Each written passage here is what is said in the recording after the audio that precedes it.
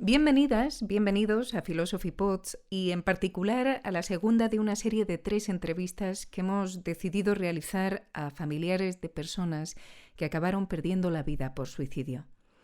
Hoy entrevistamos a Virginia Lupi, quien además de colaboradora en Stop Suicidios, actualmente es también colaboradora, si bien en un principio fue beneficiaria, de la red IPEACE Fights, esa asociación de la que ya hemos hablado aquí de investigación, prevención e intervención del suicidio y familiares y allegados en duelo por suicidio. Comenzamos. Philosophy Pods y la Fundación BBVA en Hablemos de omisiones. Bueno, Virginia Lupi, bienvenida y sobre todo muchas gracias por prestarnos tu testimonio. Bueno, muchas gracias a vosotros por contar conmigo. En primer lugar, ¿a quién perdiste por suicidio y cuándo ocurrió? Pues perdí a mi madre y fue en septiembre de 2020. Ah, muy recientemente. Sí, el día 1, además. Muy recientemente y en pandemia, además. Sí, además es que fue justo después, cuando se empezó a encontrar mal, justo cuando ya pudimos volver a la calle y pues fueron 3 meses en realidad lo que duró el episodio de empeoramiento de su depresión hasta el final. ¿Ella había tenido o tenía algún problema de salud mental o no? ¿O simplemente empezó a deprimirse durante la pandemia? No, No sé. tenía un trastorno bipolar Ujú. que, bueno, estaba diagnosticado y tratado desde hacía 30 años, desde que yo era muy, muy pequeña. Sí. Y bueno, iba a sus revisiones con el psiquiatra, solamente la trataban los psiquiatras y la regulaban la medicación, que había sido la misma durante estos 30 años, ¿no? Y durante la pandemia, pues esas revisiones que normalmente solían ser una vez al mes o así, pues ya no tuvieron lugar. Tampoco online. No, no, no, nada. Vale. ¿Y qué le hizo empeorar? ¿Tú crees que precisamente eso, el no tener cita con su médico? Porque ella continuó con la medicación, ¿no? Sí, ella se tomaba la medicación a rajatabla. Además, había sido la misma, carbamazepina, durante todo este tiempo. Lo único que, bueno, ella iba al psiquiatra y según se encontrara ella, pues la preguntaban, ¿qué tal estás? Bien, estoy un poquito peor. Pues se la subían o le bajaban la dosis. Pero más allá de eso no la trataban, ¿no? Entonces, bueno, ella estaba estable hasta que yo creo que con la pandemia, con el tener puesta la tele constantemente, viendo, pues eso, que la situación estaba fatal, que la gente se estaba muriendo, el no tener ella su rutina para salir pues, a hacer la compra, a hacer sus rutinas diarias, eso la fue haciendo mella hasta que al final, pues en silencio, fue empeorando y nosotros no nos dimos cuenta. Mi padre un poco sí, pero a mí me lo ocultaron porque yo ya no vivo con ellos, ya con 35 años que tengo la suerte de vivir ya con mi Claro. pareja fuera. Entonces yo me enteré tarde de que estaba mal y fue cayendo en una depresión, en un episodio de su trastorno bipolar y hasta que ya pues dejó de salir de la cama incluso. Puf, ¿te sorprendió que se suicidara? Pues yo ya me lo veía venir, la verdad, porque, bueno, en realidad el empeoramiento que fue en 3 meses, durante ese periodo de tiempo, mi padre sí que tenía miedo de dejarla sola, de que lo hiciera. Y yo le dije, Ujú. papá, pero ¿cómo lo va a hacer si no sale de la cama? ¿No? Entonces, bueno, todas esas cosas que dices que no te planteas o incluso cuando piensas, bueno, ¿y qué puede hacer? ¿La retiramos los cuchillos o algo? No, sí, parece que no va a hacer nada. Luego, pues al final es que no estás en la cabeza de esa persona para saber Claro. cuándo. ¿Ella lo había dicho? ¿Ella había dicho que quería suicidarse o en ningún momento os planteaba esa posibilidad? Simplemente vosotros la veíais mal y Ella tenía un cuaderno. sí. Tenía un cuaderno y aparte a nosotros nos lo decía, que estaríamos mejor sin ella, que Uf. ella, porque había veces que a lo mejor intentábamos sacarla a la calle para que diera un Ujú. paseo y pues eso, se aireara un poco, ¿no? Y decía que ella quería escuchar música, por ejemplo. La llevamos un día a comprarnos un MP3 para que ella pudiera escuchar música. Y luego, mientras estábamos allí, nos dijo, no, si no, no me compréis nada, si ya no me hace falta. Claro, todas esas señales, cuando están ahí y no eres capaz de verlas porque no tienes ni idea, pues bueno, no le haces mucho caso. Y la dices, pero mamá, qué voy a hacer yo sin ti? Yo quiero que vuelva mi madre, porque esa no era mi madre. Entonces, bueno, luego ya tenía un cuaderno que era donde ponía las cosas o escribía las cosas que se la pasaban por la cabeza para ir al psiquiatra y poder decírselo, porque ya cuando estaba muy mal de no querer salir a la calle la llevamos a urgencias Claro. y bueno, pues ahí la empezaron a mandar medicación diferente a la que tenía para conseguir regularla en general y, y, bueno, a partir de eso ya empezó a escribir en el cuaderno lo que pensaba para luego en las revisiones sucesivas decírselo a la psiquiatra que la tocara. Y en una de esas páginas ponía así, no hago nada mal y si me suicido también mal. Entonces yo esto no lo sabía, pero cuando ya lo leí, una semana o dos antes de que se fuera, pues se lo dije a mi padre. Digo, papá, ¿tú sabías esto? Y dice, sí, sí, la psiquiatra ya lo sabe, porque se lo llevó. Y la psiquiatra la dijo que todo eso que la contaba era muy triste. Pero en ningún momento a nosotros se nos dijo cómo, qué teníamos que hacer, si estaba en riesgo, si no. Así que bueno,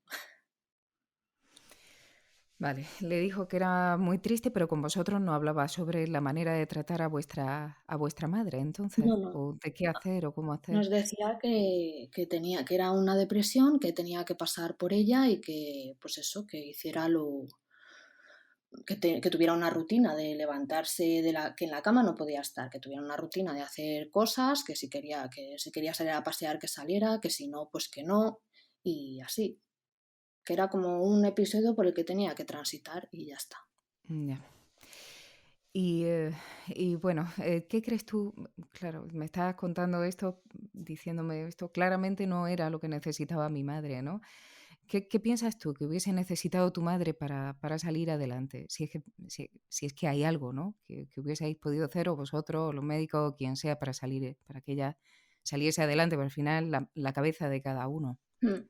Pues mira, yo ahora ya después de un año y poco, creo que lo de mi madre no tenía solución, pero más que nada porque no se la dio el trato que necesitó desde el principio. O sea, no puede ser que un trastorno bipolar esté simplemente regulado por pastillas, sin ningún tratamiento psicológico, sin decirla cómo tiene que gestionar una u otra situación, porque mi madre no trabajaba en ninguna empresa, no trabajó en ninguna empresa a lo largo de su vida, se dedicó a limpiar casas porque era lo único a lo que, según ella, podía aspirar. Ujú. Se mantenía siempre como en un entorno seguro para ella, porque salir de su zona de confort era como un mundo, ¿no? Y la ponía súper nerviosa. Y yo eso no lo entendía hasta que no me puse ya en su piel después de perderla y me lo explicaron cómo era un trastorno bipolar y todo eso, porque para mí mi madre en todo este tiempo no había estado enferma. O sea, yo no la he visto nunca deprimida, no la he visto nunca con un episodio maníaco ni nada. O sea, para mí mi madre era una persona normal y corriente, feliz y bueno, pues su trastorno bipolar estaba bien tratado y regulado. Pero claro, ya después de ver cómo la trataron en el último mes, que además es que nadie nos dijo que tuviera un riesgo, que tuviéramos que vigilarla 24 horas, todos esos peligros que nosotros veíamos, solo los veíamos nosotros.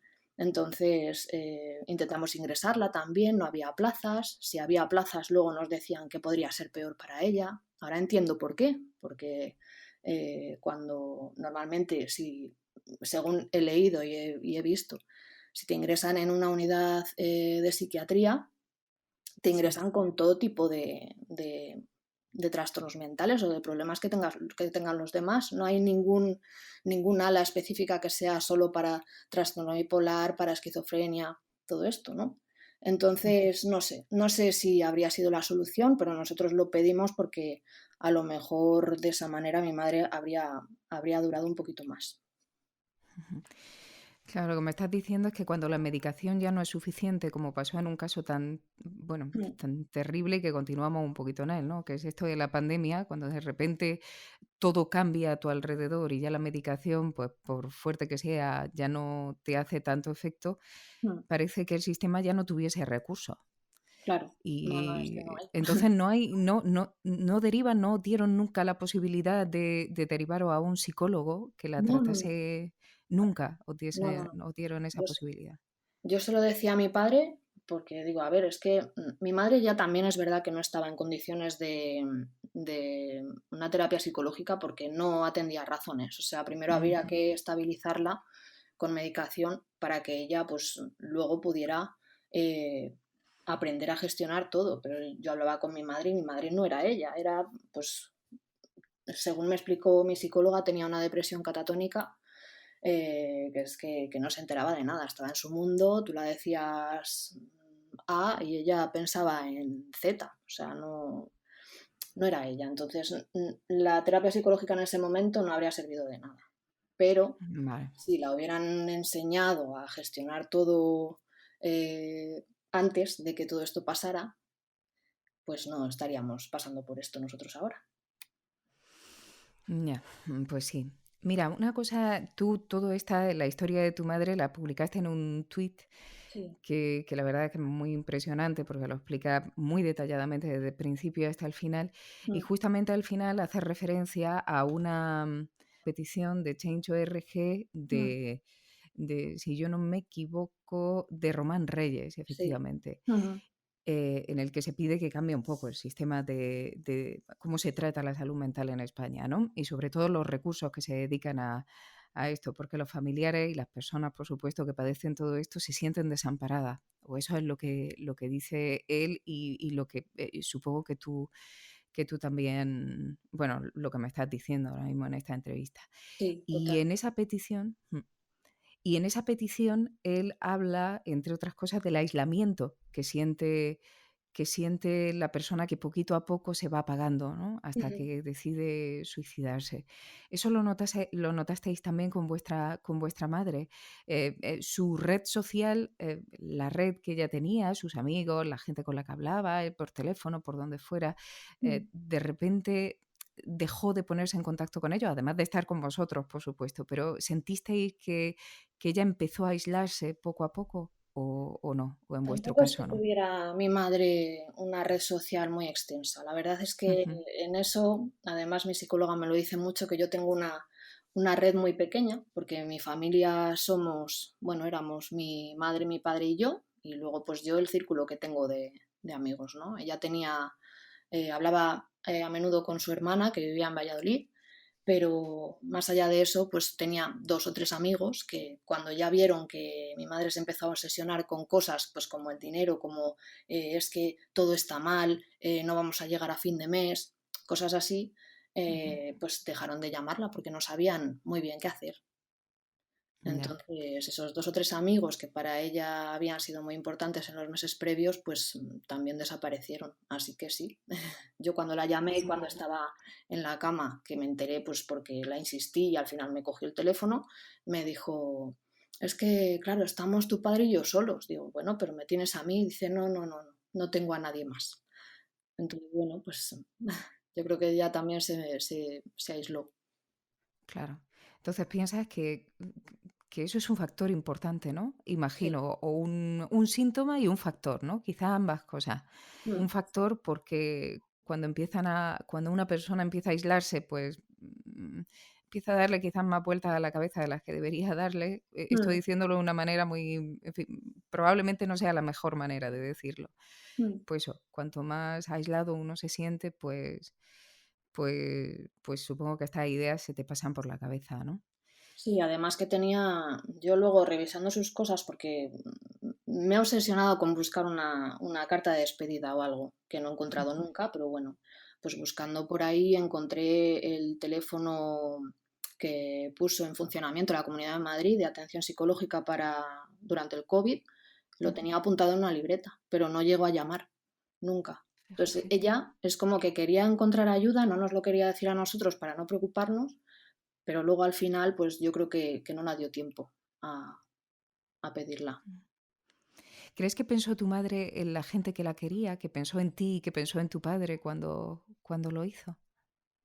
Sí, pensaría que estaríamos mejor sin ella, porque además nos lo decía constantemente. A pesar de que vosotros le dijeseis que de ninguna manera. Mm, que no, Mm, que yo lo que la decía era que qué iba a hacer yo sin ella y que, pues eso, que yo no me iba a ir a ninguna parte hasta que ella no se pusiera bien. ujú. ¿Y te enfadaste con tu madre cuando ocurrió? Sí, me enfadé muchísimo.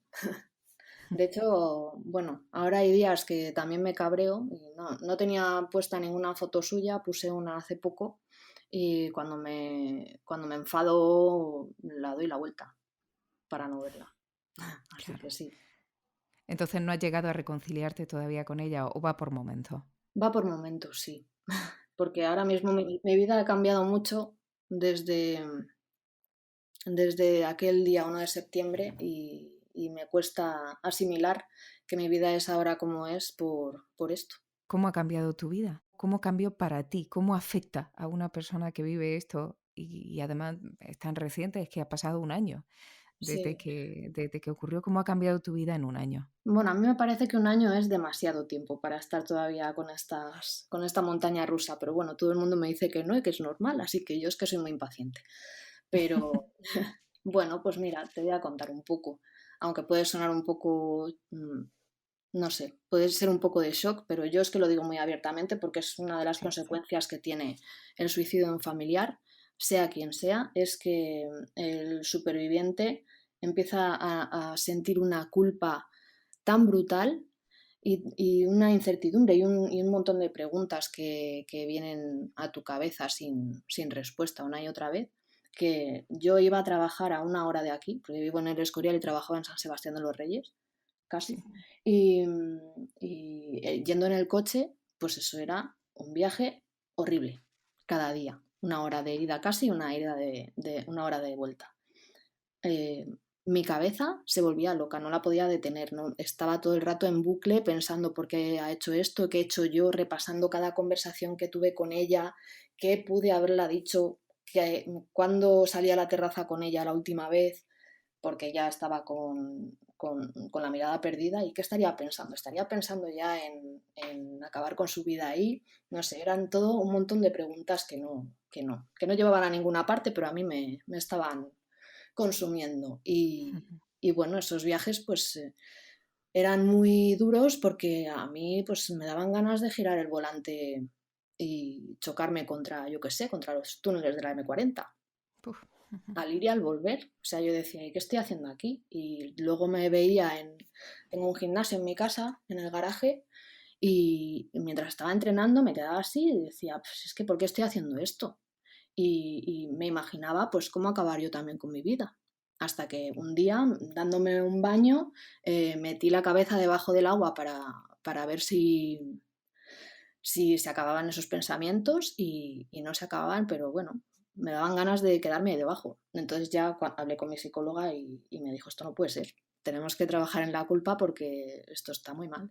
Y ahí entendí perfectamente por qué lo hizo mi madre, porque mi madre también decía que su cabeza iba muy rápido y que no la podía detener. Ahí pude comprenderla, pero gracias a haber pasado por esos momentos de oscuridad, pues me di cuenta de que estaba desperdiciando mi vida en un trabajo que no, que bueno, me apasionaba, pero me tenía ahí esclava 12 horas. Y aunque obtuviera un salario digno, pues claro, no tenía vida. Entonces hice un cambio y bueno, cambio de trabajo. Ahora mismo las estoy pasando un poco mal para ganarme la vida, porque yo soy tatuadora, pero bueno, cuando no te conoce mucha gente, pues es difícil, es difícil. Y pasar tanto tiempo en casa, sola y pensando en todo, pues tengo el triple de trabajo. Y luego, pues a nivel personal, no sé por qué en un momento de todo este proceso, yo que era anti niños y anti bebés y anti hijos, pues me ha entrado la vena maternal. Entonces, pues ahora me apetece formar una familia. Sí, ha cambiado tu vida por completo, en todo. Pero ha sido una travesía del desierto, ¿eh? Porque tal y Sí. como lo cuentas, es que, claro, tú, en fin, no sé, esto es algo que he leído en algún artículo un poco para informarme sobre todo esto antes de hacer la entrevista que estoy haciendo, Mm, y al parecer, efectivamente, la gente que ha querido a personas que se han suicidado, por supuesto los familiares, eh, tienen más probabilidad de tener pensamientos suicidas. mm. Y, pero claro, en esos casos, ¿cómo se actúa? En tu caso, vamos, lo hiciste, al parecer, lo hiciste muy bien, ¿no? Porque inmediatamente hablaste con tu psicóloga, que por cierto, ¿empezaste a hablar con tu psicóloga? ¿Ya lo hacía antes o fue cuando murió tu madre, cuando, en fin, cuando llamaste a la psicóloga o cuando concertaste una cita con la psicóloga? ¿Cuándo empezaste el tratamiento con la psicóloga? Pues con mi psicóloga empecé, yo creo que a las 3 semanas o así, porque, bueno, yo cuando pasó le dije a mi novio, con el que llevo 19 años, va a hacer ahora, le dije, yo creo que no voy a poder con esto sola. Y me decía, ¿cómo que no? Si tú eres fuerte y tal. Digo, bueno, no sé. Y lo intenté yo sola, pero claro, se me empezó a ir de las manos y al final contacté con mi psicóloga, Patricia, que, bueno, me la recomendaron. Yo no tenía ni idea, ni estaba en tratamiento psicológico antes, ni nada. Y la verdad es que conectamos fenomenal y bueno, me ha dado la confianza total como para poder contarle todo. Esta psicóloga no pertenece a la Seguridad Social, esta es una No. psicóloga privada que tú te has buscado, ¿verdad? Efectivamente, yo por la seguridad social, aparte de que ya sabía que no había psicólogos suficientes y tal, Ujú. sabía también que cuando vas los psicólogos de la seguridad social, pues a lo mejor te toca a uno una temporada, aparte de tener que esperar 3 meses o más. A lo mejor te toca una con la que coges confianza y tal, y a los meses te la cambian. Yo necesito una persona con la que pueda contar, incluso en momentos de crisis. En este momento, yo si me da otra vez pues esos pensamientos intrusivos que tenía hace unos meses, puedo llamarla y decirle a Patri, por favor, hazme un hueco que no puedo más. De hecho, es que ella me ha dicho, porque ha habido veces que yo no he tomado medicación Ujú. en todo este proceso. Para mí ha sido yo creo que el doble de difícil, porque si hubiera tomado algo de medicación que me pudiera, pues yo qué sé, eh, regular todo eso, esos altibajos, pues habría sido un poquito más fácil, pero para mí era un atajo y no quería tomarlo pues porque ya les tengo manía después de lo de mi madre. Entonces ella me decía, bueno, si es que la ansiedad que sientes y tal, puedes gestionarla a través de ejercicios que te voy a dar de respiración, no sé, y más cosas, ¿no? Y al final, pues he tenido que trabajar el triple, he estado haciendo pues ejercicios que me mandaba ella de terapia durante 3 horas al día, he tenido terapia semanal, con lo que eso conlleva a nivel económico, ¿no? Claro. Y eso que me la he buscado muy económica y las primeras sesiones fueron por Skype y tal. Entonces, bueno, pues no sé. Ahora mismo no estoy ganando como para poder permitírmelo, pero prefiero gastármelo en mi salud mental que no en otras cosas, ¿no? Claro, claro. La pena es que haya gente que no pueda, ni siquiera se pueda plantear el buscar esto, ayuda que Efectivamente. sea privada y que requiera, pues eso, pues soltar una parte importante del ingreso, del mínimo ingreso que puedas tener, ¿no? En Mm, fin. Em, ya me has dicho que la situación va bastante mejor, has cambiado tu vida, te has reorganizado, ya empiezas a soportar bastante mejor todo esto, ¿no? mm, Pero aún así, estando ya mucho mejor de lo que estabas, sigues teniendo de vez en cuando pues esos pensamientos intrusivos, ¿no? Esos sí. pensamientos suicidas. En Mm, ese caso, inmediatamente llama a tu psicóloga y el solo hecho de hablar con ella te mejora. Quiero decir, el hablar de esto, solo el hablar de esto, incluso si fuera un amigo o un familiar o lo que sí. sea, te, es algo positivo, es algo que hace que te sienta un poquito mejor, que rebaja la tensión, que siga adelante, o merece la pena, o es directamente el psicólogo, la manera que tiene el psicólogo de hablar contigo. No, la verdad es que yo cuando tengo este tipo de pensamientos no acudo a ella directamente. O sea, si no estoy ya en el momento en el que digo, mira, es que me quiero ir, ¿sabes? Si no estoy en ese momento, no he recurrido nunca a ella llamándola en el último instante. Normalmente con ella hago ejercicios de, pues escribo mucho lo que siento y lo que pienso, se lo envío eh, en el momento que puedo y Ujú. si ella considera que estoy mal, pues me pega un toque o me adelanta la cita o lo que sea, pero no ha pasado nunca. Lo que sí que hago mucho es hablar con mis amigos y con mi novio y bueno, pues él me dice, pero ¿por qué estás pensando esto? Anda, anda, ¿y qué hago yo sin ti? Pues lo típico, ¿no? Que te dice, ¿no? O intenta, ahora que ya lo entiende un poquito más, pues intenta distraerme, que hagamos cosas diferentes y tal. Y eso es lo que necesitas, ¿no? Sí, pues antes sí que era pues, que me distrajeran o que simplemente que me escucharan y me dijeran, pues oye, pues es que es normal que estés pensando en esto porque lo que has pasado es muy fuerte, ¿no? Y yo no sé qué, como me decía mi mejor amiga Mariana, me decía, yo no sé qué haría si mi madre, que estoy súper apegada a ella, lo hiciera. Es que a lo mejor no sería tan fuerte como estás siendo tú llevando todo esto, hablando de ello con todo el mundo y tal, ¿no? Entonces, bueno, pues yo qué sé, simplemente que me escuchen. Luego ya el qué hacer es más cosa mía, ¿no? Claro. ¿Y qué es lo que no te ayuda nada? En caso de que tú le cuentes esto, pues a un amigo, a un familiar, a un conocido, a quien sea, porque necesitas hablar con él, ¿qué es lo que no te ayuda nada? ¿Qué es lo que no deberíamos hacer? ¿Qué es lo que yo no debería hacer? Si me viene una amiga querida y me dice lo que tú me estás contando, ¿qué es lo que yo no debería hacer nunca? Pues mira, yo tenía una situación que fue el desencadenante de todos esos pensamientos intrusivos, yo creo, que fue que una persona que ya no está en mi círculo me dijera que era normal que mi madre hiciera eso porque tenía un trastorno bipolar, porque, bueno, pues porque tomaba una medicación y claro, y es que yo nunca me molesté en ver si esa medicación tenía como efecto secundario el pensamiento autolítico y todo eso. O sea, lo que Ujú, no tienes que hacer nunca es analizar la situación y como culpar a la persona, ¿no? Al superviviente. Otra ujú, cosa que no deberías hacer, bajo mi punto de vista, es decirle que esto se pasa con el tiempo ujú. o yo que sé, que no piensen esas tonterías en el caso de tener pensamientos también suicidas, porque bueno, pues cada uno tiene sus razones para pensarlo y es totalmente lícito, por ejemplo. Claro.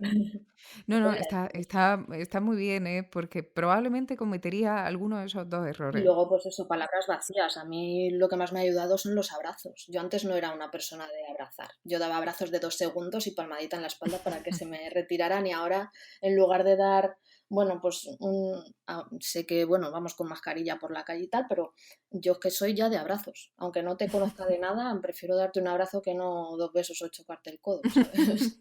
Hay que ver, qué curioso, ¿eh? Cómo cambia la vida en un instante y cómo cambia nuestra percepción del mundo en un instante, ¿no? Total, sí.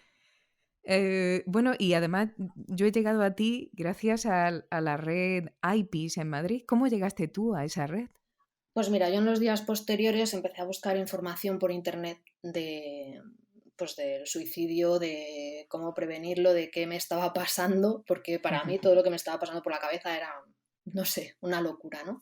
Y encontré esta asociación que además estaba en Madrid, eran psicólogos que se especializaban en este tipo de casos de suicidio, estudiando pues, el comportamiento del suicida y el comportamiento de los supervivientes, y editaron unas guías que a mí me vinieron muy bien de ayuda, de autoayuda y de ayuda a familiares y allegados en duelo por suicidio. ¿No?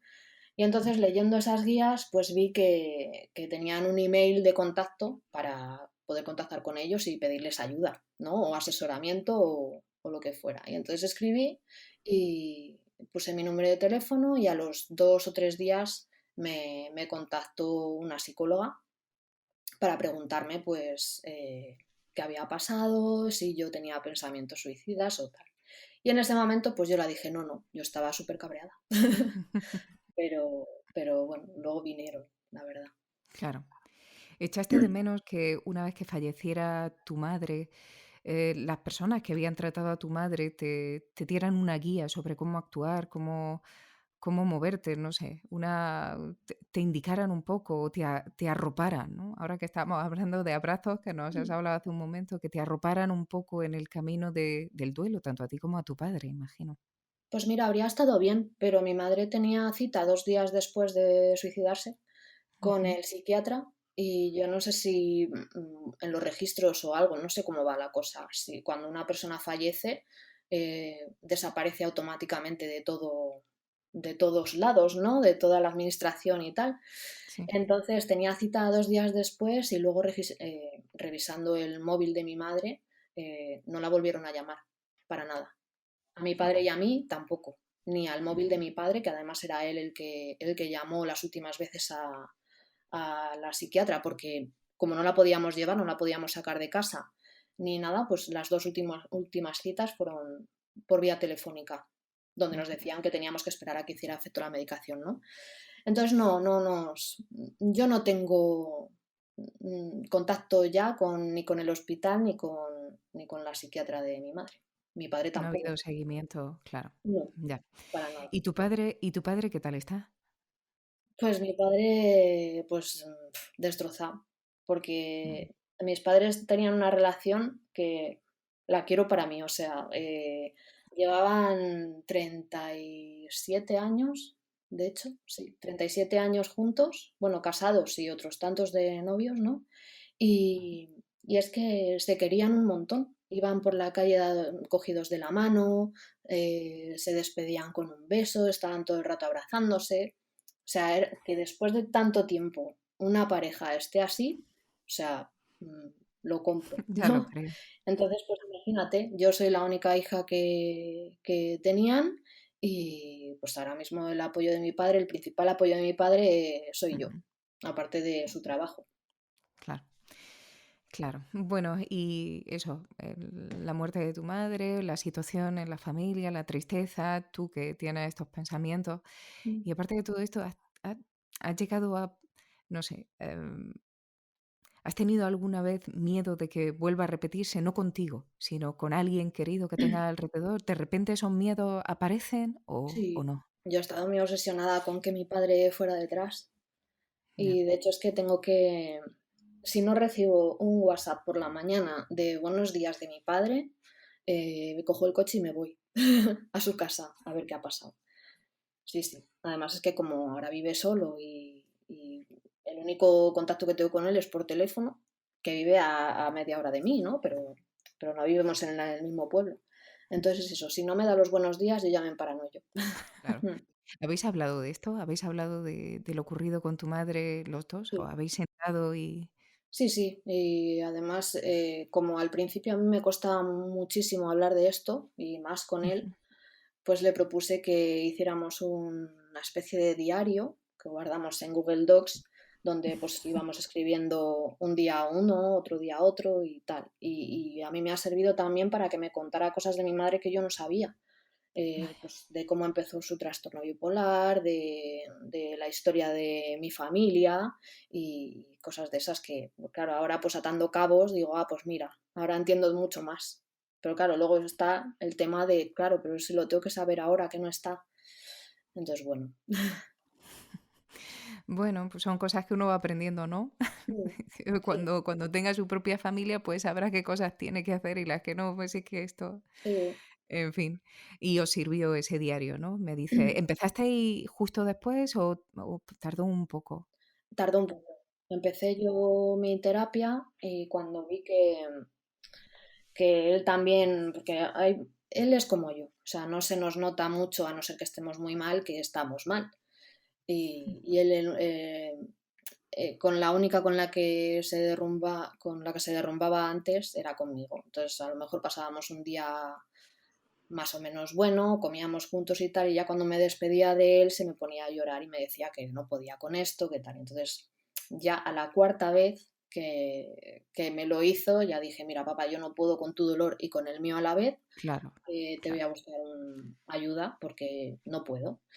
Y le buscamos. Antes de eso empezamos el diario y tal, pero como vi que no le funcionaba mucho, porque además es que cuando habla de ella o cuando hablaba de ella o se ponía a escribir lo pasaba fatal, pues después de eso le buscamos un psicólogo también.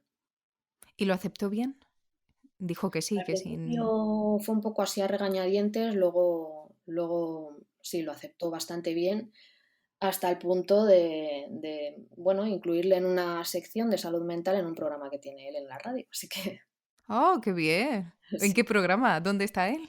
Él está en Ser Sierra, la cadena Sí. Ser de la Sierra de Villalba, bueno, pues tiene un programa por la mañana, todo ¡Oh, qué maravilla! Muy secciones bien. los lunes. Oye, pues me alegro mucho. Es curioso esto de que no aceptemos.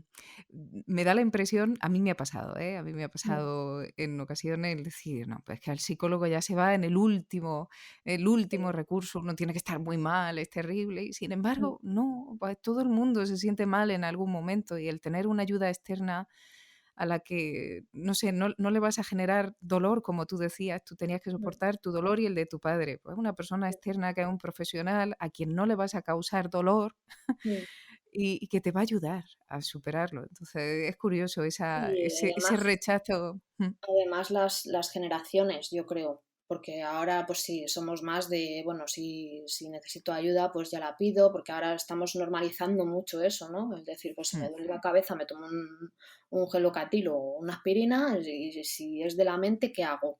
Pues tendré que Claro, buscar también el analgésico que me vaya bien, pero sin que sean pastillas siempre, por favor. O sea, hay otros métodos. ¿No?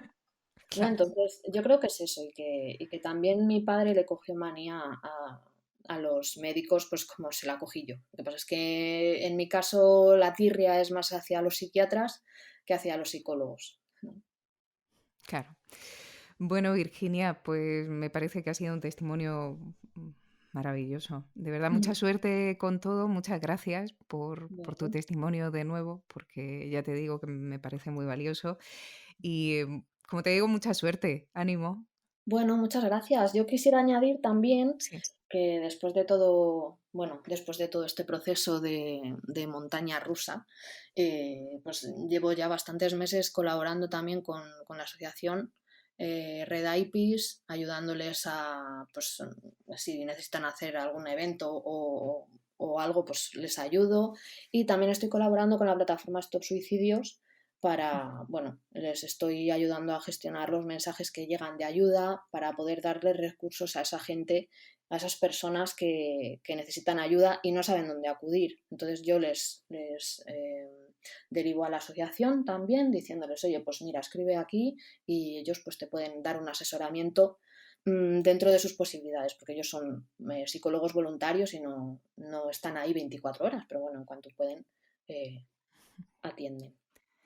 Pues queda dicho. Por cierto, recibí o Stop Suicidios o la red IPIS, pero sobre todo Stop Suicidios. ¿Recibí algún tipo de ayuda de las administraciones, de las instituciones? No, ¿O no, es porque privado? ¿Sois vosotros? Sí. somos nosotros, sí. En principio era Román Reyes el principal gestor, porque él es el que creó todo, Sí. pero le hemos dicho que le ayudamos. De hecho, es que la historia que tengo yo con Román es bastante curiosa, porque mi padre eh, le hizo una entrevista a Román a los 3 meses de que pasara lo de su madre y lo comentamos en casa además. Y pues mira, justo después de que pasara lo de mi madre, le escribí y le dije, Román, que sepas que me ha pasado a mí también. Y entonces se quedó de piedra y ya pues tenemos un contacto un poquito más estrecho, pero vamos, que no le he visto, a pesar de que viva también en Collado Villalba, como mis padres, no le he visto en persona todavía, casi. Ay, qué curioso. El hecho de tener a alguien que ha pasado por lo mismo que tú, claro, eso ayuda mucho, ¿no? Sí, sí, sí. Y que es que además, en cuanto ya levantas la piedra, ¿no? Salen 800 más. Y dices, pues es que yo pensaba que estaba sola y fíjate, ¿no? Pero bueno, Entonces, una recomendación es que se diga, que lo diga la gente totalmente. que ha pasado por ahí, que se reúna con gente que ha pasado por ahí, que hay mucha, mucha más de la que pensamos, Mm, y que actúen frente a su dolor. totalmente, porque hablar del suicidio puede ayudar a prevenirlo. Claro. Bueno, Virginia, pues muchas gracias de nuevo, ¿eh? Y hasta pronto.